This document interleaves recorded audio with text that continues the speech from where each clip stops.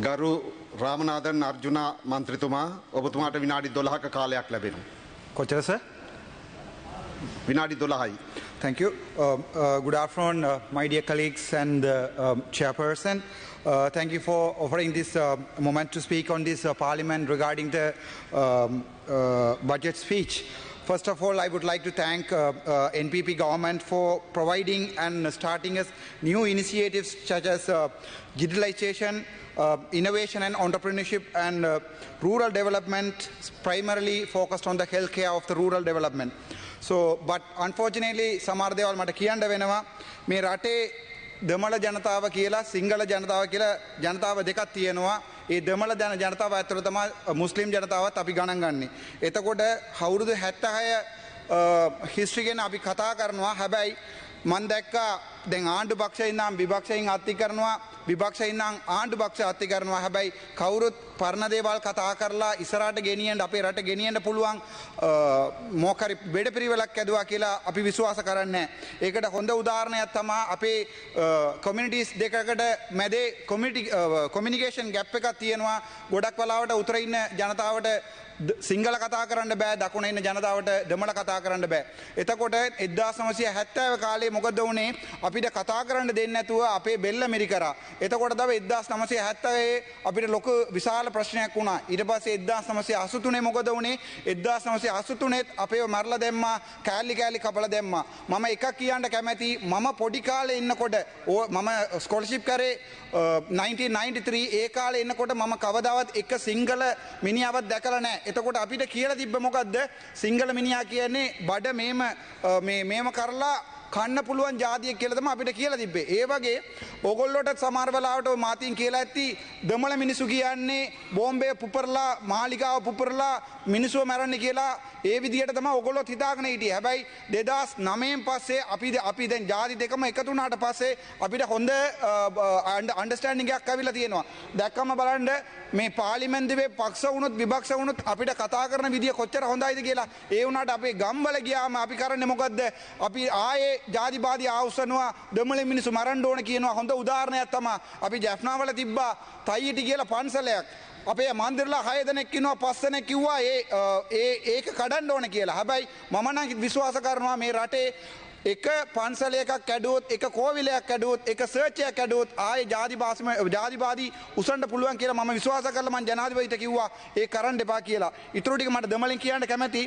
ඒකින් අපේ පොලිටිෂියන්ස්ලා ගොඩක් ඉන්නවා. දැන් දැක්කම කවුරුත් නැහැ. ඒගොල්ලෝ ආවිලේ අපේ දෙමළ ජනතාවට කියන්නේ අපි කොහොමරි දෙමළ වලන් ගන්නවා කියලා. ඒ වුණාට සිංගල පොලිටිෂියන්ස්ලා ගිහිල්ලා සිංගල ජනතාවට කියන්නේ කොහොමරි අපි මේ එක රට එක ජීවිතයකට ජීවත් වෙනවා, උංගේ කඩා වැටෙනවා, උංගේ නවතනවා කියලා. හැබැයි වෙලා තියෙන්නේ අද ගත්තාම දෙමළ මිනිහා එක්කෙනෙකුටවත් හිතේ නැහැ රට දෙකට කඩන්න ඕන කියලා. අපි කවදාවත් හිතන්නේ රට දෙකට කඩන්න ඕන කියලා. මම මේ පාර්ලිමේන්තුවේ ඇවිල්ලා 77 days දවස් 77ක් මට කතා කරන්න දුන්නේ නැත්තම් එතකොට මට මෙතන හැසිරෙන්න වෙනවා රස්තවාදී විදියට. එතකොට ඔන්න මේ එක්කෙනෙක් කිව්වා මට පිසු කියලා. දැන් අන්තිමට කතා කරන්න වෙලාවල් දීලා තියෙනවා.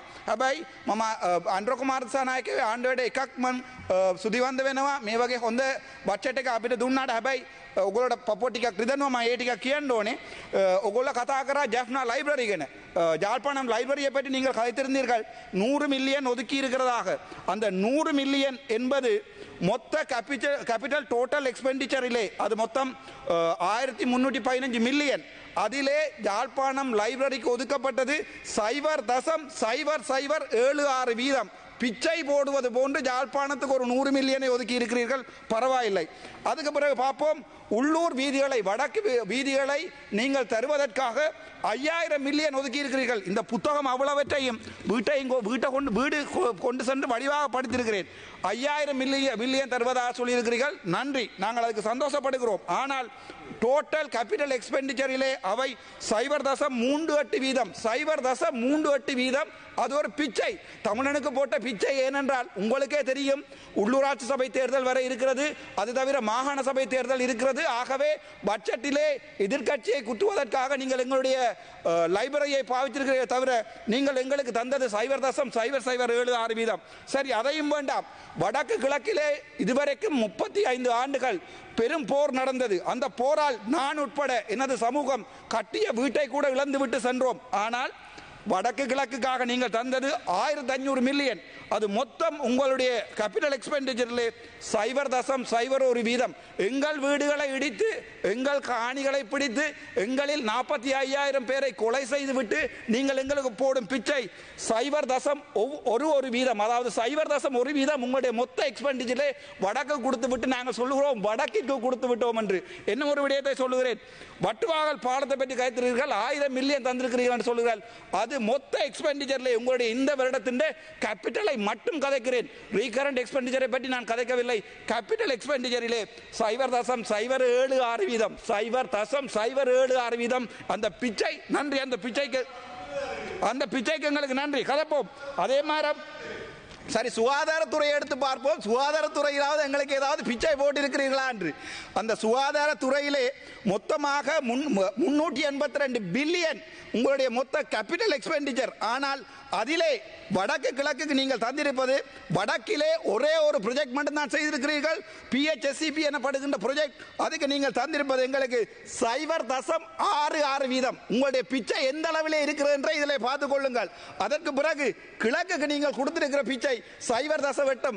தமிழன் பிச்சை எடுப்பதற்கு தயாராக இல்லை என்பதை உங்களுக்கு சொல்லுகிறேன். எனது சகோதரர்கள் வெளிநாட்டில் இருக்கிறார்கள். முடிந்தால் உங்களால் பிரிவென்ஷன் ஆஃப் டெரரிசம் ஆக்ட் எனப்படுகின்ற அந்த சட்டத்தை எடுத்து விடுங்கள். நாங்கள் கொண்டு வருகிறோம் உங்களுக்கு பில்லியன் ட்ரில்லியன் கணக்கான பணம். எனது சகோதரர் உங்களுக்கு கொண்டு வரும், நாங்கள் போடுகிறோம் பிச்சை. நாங்கள் இந்தியாவுடன் பிச்சை எடுப்போம், சைனாவுடன் பிச்சை எடுப்போம். எடுத்த பிச்சையிலே ஒரு 0.01% பிச்சையை தான் எங்களுக்கு போடுவோம். அந்த பிச்சையை ஜனாதிபதி அவர்கள் வந்து சொல்லுவார், இந்த வடக்கு மாகாணத்துக்கு பிச்சை போட்டிருக்கேன். பிச்சையிலும் பிச்சை எடுப்பானாம், ஆண்டி பிச்சை, அதுக்கு பிறகு போடுவானாம் ஒரு பிச்சை. இது ஒரு கேவலமான சிலையா. எங்களுக்கு இது சரியான மனவருத்தம். நான் எங்களுடைய அரசாங்கத்தின் இந்த வரவு செலவு திட்டத்தில் மிகவும் எதிர்பார்ப்போடு இருந்தவன். சரி, அது வேண்டாம், பரவாயில்லை. என்ன ஒன்றை சொல்லுகிறேன், யாழ்ப்பாணத்திலே இண்டஸ்ட்ரியல் பார்க் கட்டுகிறீர்களாம், 300 மில்லியன். மொத்தம் 500லே 3 இடங்கள், அதுல 300 மில்லியன் இருக்கிறதா. அது எவ்வளவு தெரியுமா? மொத்த உங்கண்ட கைத்தொழிலுக்கு போட்ட அந்த மொத்த செலவினத்தின் 1.54%. நாங்கள் கேகேஸை நாங்கள் கட்டுகிறோம். தமிழன் கட்டுகிறான் கேகேஸை. முடிந்தால் கேகேஸை எங்களிடம் தாருங்கள். தமிழர் கட்டுகிறோம். நாங்கள் உங்களுக்கு கட்டி நாங்கள் சீமந்து செய்திருக்கிறோம். நாங்கள் உங்களுக்கு கிண்ணியாவில் இருந்து ஒரு காலத்திலே கரும்பு தந்தோம். நாங்கள் உங்களுக்கு வடமானத்திலிருந்து சீமந்து தந்தோம். நாங்கள் உங்களுக்கு ஆணையரவிலிருந்து எல்லாவற்றையுமே தந்தோம். எங்களுடைய உதிரங்கள் முடுக்க எடுத்து எங்களுடைய இனத்தை அழித்து போட்டு நீங்கள் இப்போது எங்களுக்கு தருவது என்பது சொல்வது தெரியுமா? 0.0 அளவிலான உங்களுடைய பிச்சை. அந்த பிச்சை தான் உங்களுடைய பட்ஜெட்.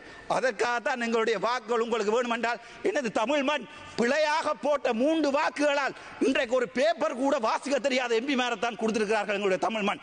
ஏனென்றால் அனுரகுமார சாநாயக்க இந்த 13லே எங்களுக்கு ஏதாவது செய்வார்.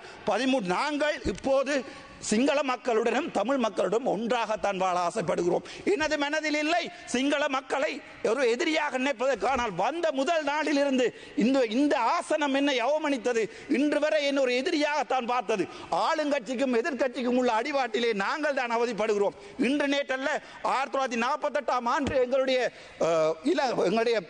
வெள்ளைக்காரருடைய ராஜ்யம் இதை இலங்கையிடம் தந்திரும் போது அவர்கள் சிரித்து விட்டு தான் போயிருப்பார். அவர்களுக்கு தெரியும் சிங்கள இனம் தமிழ் இனம் ஒன்றாக வாழாது. ஏனென்றால் இவர்கள் 2 பேரும் ஒருவரை ஒருவர் அடித்துக் கொள்வார்கள் என்று.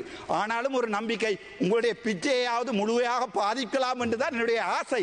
அதன் பிறகுதான் பார்த்தேன் DCG மீட்டிங். உங்களுடைய GA பிரதீபன் நேற்றைய தினம் அரசாங்க வாகனம் ஒன்றை கொண்டு போய் அவருடைய மகன் உடைத்திருக்கிறார். பரவாயில்லை, எங்களுக்கு வாகனம் வேண்டாம். ஆனால் GA பிரதீபன் சொல்லுகிறார், மொத்தம் 56 மில்லியன் நீங்கள் கொடுத்த பாராளுமன்ற உறுப்பினர்களின் பன்முகப்படுத்தப்பட்ட நிதியிலே அவர் 35 மில்லியனை எடுக்க போகிறார்கள். இப்போது வடக்கு கிழக்கிலே நாங்கள் என்ன தேங்காய்களை ஆவதா? சரி, அதுதான் சொல்லும் போதுதான் எனக்கு ஞாபகம் வருகிறது. வடக்கு கிழக்கிலே இன்று வரை எத்தனையோ வெள்ளை ஈக்கள், எத்தனையோ தென்னை மரம் 250 ரூபாய் ஒரு தேங்காய் போகிறது. ஆனால் அதை நடவடிக்கை உங்களுடைய விவசாய அமைச்சரை வடக்கு பக்கம் காணவில்லை. சரி, அது பரவாயில்லை. என்னுடைய வைத்தியர்களை பற்றி பார்ப்போம். ஒரு வைத்தியன் ஒரு கார் ஒன்றை வேண்டுவதாக இருந்தால் 50,000 ரூபாய் படி மிச்சம் பிடித்தால் அவனுக்கு 40 ஆண்டுகள் சேமிக்க வேண்டி இருக்கும் இந்த நாட்டிலே. அதான் எங்களுடைய சுகாதார அமைச்சரிடம் கேட்டேன், முடிந்தால் எங்களுடன் கதையுங்கள் என்று சொல்லி. ஏன் எங்களுடன் கதைப்பதால் என்ன பயம்? நான் எழுப்பினால் மைக்காய் ஓஃப் பண்ணுகிறார்கள். எதற்காக பயப்படுகிறீர்கள்?